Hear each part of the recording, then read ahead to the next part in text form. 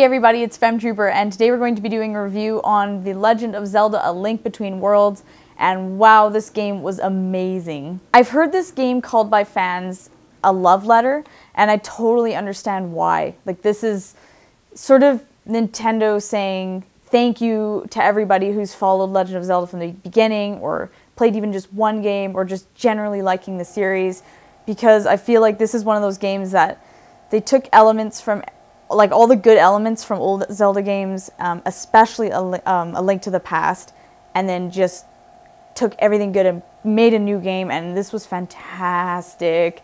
It was so good.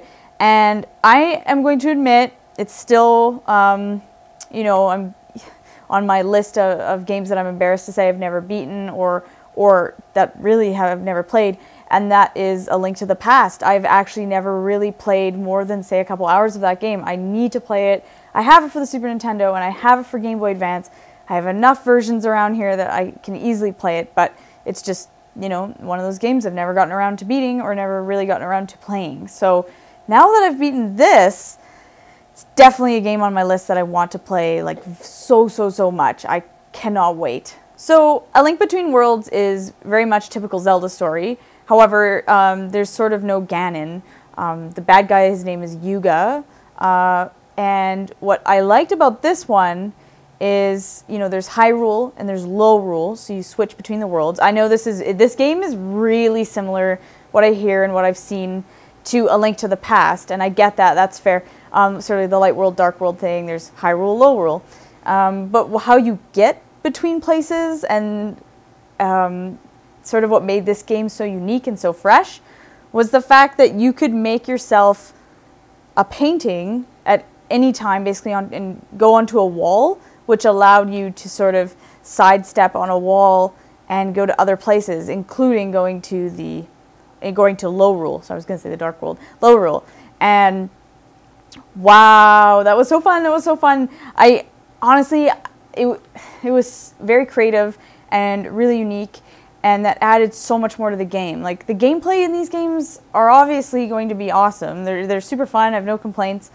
But the addition that made this game so special, of becoming sort of a painting on a wall and be able to move on the wall, which allowed you to get so many places. You know, there'd be, I don't know, a platform here and a platform here. You can't jump across, but you could easily go on the wall and merge all the way to the other side. And there were so many areas that helped you when you're defeating enemies. You could go on the wall quickly because nobody could hurt you while you're on the wall. It was so interesting, and there'd be things to collect, like rupees and hearts, to collect while you were on the wall. You get to different places. You actually couldn't get to certain places without merging onto the wall, and it was just so cool, so fresh, so unique, and it added so much. I couldn't wait. Once I got that ability, which is obviously really close to the start of the game, it just adds so much more to the gameplay experience. Because it's a Zelda game, it's very, you know, you go into dungeons, very puzzle-driven, so you have to do things to unlock and you have to find keys. But at the same time, it's not that puzzly,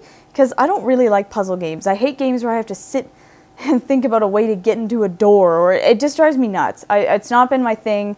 And that's a reason why, actually, to be honest with you, Ocarina of Time has actually really pissed me off, because it's really puzzly, and, like, you'll go in an area and it's, like, not obvious at all where to go or what to do, or you'll be on a map and Hyrule is so big, and it's just kind of overwhelming. It actually, as I got older, I don't know, my love for it kind of went down. But this game is not like that at all, and it's actually making me want to play A Link to the Past even more, because I loved the dungeon setups, like the designs, and they were also different. There'd be, like, you know, a water-themed one, an ice-themed one, a fire-themed one, sand. Like, there's, you know, all the elements that they would incorporate into these. And there'd be sort of a different item you'd have to get for each dungeon that would really add to it, like the ice wand you needed for the fire area and stuff. So it was sort of a necessity, and there'd be one you really needed to have bombs. And it was just so fun. I was never really frustrated and sitting there going, like, oh my god, I want to throw this game at a wall, I have no idea what to do. I was never really feeling that, which was kind of nice. You were just going for it. It was so fun. And I've heard that this game is generally an easier, like, Zelda title. But that doesn't take away from anything. This game was super fun, and because it wasn't that frustrating, it was a really nice, relaxing, fun adventure. You know, the bosses were super fun. Once you knew what to do, it was like, oh, this is great. And nothing was so extreme that, like I said, I needed to, you know, take a week break and be like, oh my god, and you know, I hate grinding in Zelda. It's not, well, they're not really RPGs, but I always say Legend of Zelda is sort of an RPG, but because there's no grinding, it's hack and slash. That's also kind of nice, that you don't have to get to a boss and you can't beat it, so then you have to sit in the area and grind. You just go for it. You just go for the boss. You either know the strategy or you don't. So if you die, then you have to keep trying. And I don't know, I really like the gameplay in these games, and it's made me like this style of Zelda after having totally beaten it and everything. I really like this kind of Zelda over a lot of the newer style Zeldas, like, you know, like Majora's Mask and Ocarina of Time, where they made them more like 3D, quote unquote. But these more area view Zeldas are actually, in my opinion, way more fun. There's just something about them that's so unique, and it's Legend of Zelda gameplay. There's sort of nothing else like it. It's Zelda, and it's so fun. And I don't know, I just beat it today, and I'm just sort of on a Zelda high. I really like the setting in this game. Everything was nice. I know it's typical Hyrule stuff, you know, nothing crazy, but, you know, everything looked so great. The graphics in this were fantastic. For what they are, they fit so well, it looked great. To be honest with you, after just playing Pokemon Alpha Sapphire, I have to say that despite that even being a newer game, I guess it's using the X and Y engine, but regardless, Pokemon looks great. I love the graphics, but I find that because it's like they make everything a little bigger, it's more pixelated, versus the graphics in A Link Between Worlds are quite crisp and sharp, and I have to admit, they look way better. I really, really, really thought this game was quite visually stunning, and all the areas were fantastic. From, you know, the design of the water to when you would swing your sword, everything looks so nice. So I have to give a big thumbs up to the way the graphics look, because they were very impressive. Music in this game does not disappoint. Classic Zelda music. It takes music from the older games. If you've played any of the Zelda games, you will hear reoccurring themes throughout the whole thing. You know, and like I said, even though I haven't played some of the older Zelda games, who doesn't know these themes? Everybody knows.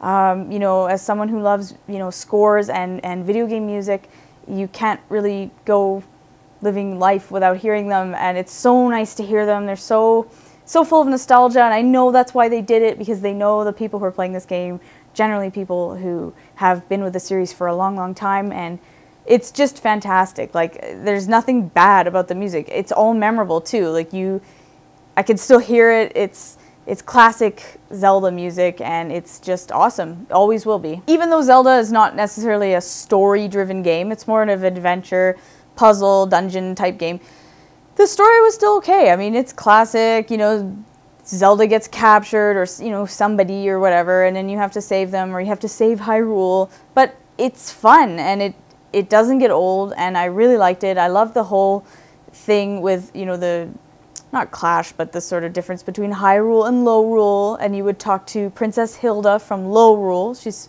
sort of the opposite of Zelda, or she is sort of the Zelda of Lowrule, and that was really interesting. I don't know, it was fine. I liked the villain, I liked all the characters you talk to and you meet throughout your journey. Again, this is not like an RPG where it's very, very specific on talking with characters and, you know, learning about their past. It's not like that, but at the same time, it was very enjoyable. Here's your task. Here's what you have to do to complete it. You know, you have to free the 7 sages. Once you do that, then you can beat the final boss. Simple as that. Easy. I can do that. Done. There's no like, what the hell is going on? Or, geez, I gotta look up some backstory on Wikipedia because I missed like 5 minutes. Sometimes that can be frustrating in some of these really epic 80-hour games. And speaking of, this was not very long. It took me 23 hours to beat. Nice, I love it. No, you know, 50-hour shenanigans here. This was just nice, perfect. It only took me a few weeks to beat because I played it every now and then, and excellent overall. One thing I'll add about the gameplay is that you rent weapons in this game. You can buy them, but it's a little different. So in past Zelda games, you sort of, as you go on throughout these dungeons and wherever, you will find weapons. So you'll you know, find the bow and arrow, or you'll find bombs, or whatever it is. You'll find the fire rod. But this game, all the weapons are available to you from the start. So you either can rent them or you can buy them. They're very expensive to buy. So if you don't have that many rupees, that's not really an option. Cheap to rent. The only thing is if you die, then all your rentals get taken away and you have to go back to sort of the rental guy, Ravio, and get them. And a lot of people were complaining about that. I remember when this game first came out, and I don't know, it didn't really bother me at all, actually, because the way the system, you can sort of teleport from different parts in the game. If you died, it was not an issue to have to go back and get them, because I typically didn't buy weapons. I only started to really buy weapons for the final boss, because I thought that's just a pain. If I die, I want to just have it. So it's worth it at this point to own whatever it was. So yeah, I didn't really have an issue with the rental system. It was kind of nice to have all the weapons at your disposal all the time. And the only thing I actually purchased and had always were the bombs, because I felt like you could just always use them. Whether you were on a world map or you were in a dungeon, you can always use bombs. So that thing I actually thought was totally okay. So I know some people complained, but it was definitely a win for me. So overall, this game was amazing. I recommend it. It's one of the best titles on the 3DS, and we have a lot of 3DS games. I know I haven't gotten to all of them yet, but of everything that I've played and checked out, this is definitely like a top 3DS title. This is like Nintendo at its finest. If you are hesitant because you're like, I don't know if I like puzzles.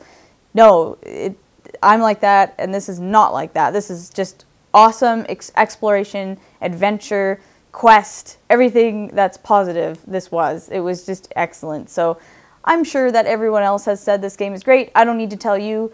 Go and get this. It's totally worth your money. I know it's probably come down now because it came out in 2013. So definitely check out The Legend of Zelda: A Link Between Worlds. Very fascinating, awesome game. And I'll see you guys next time.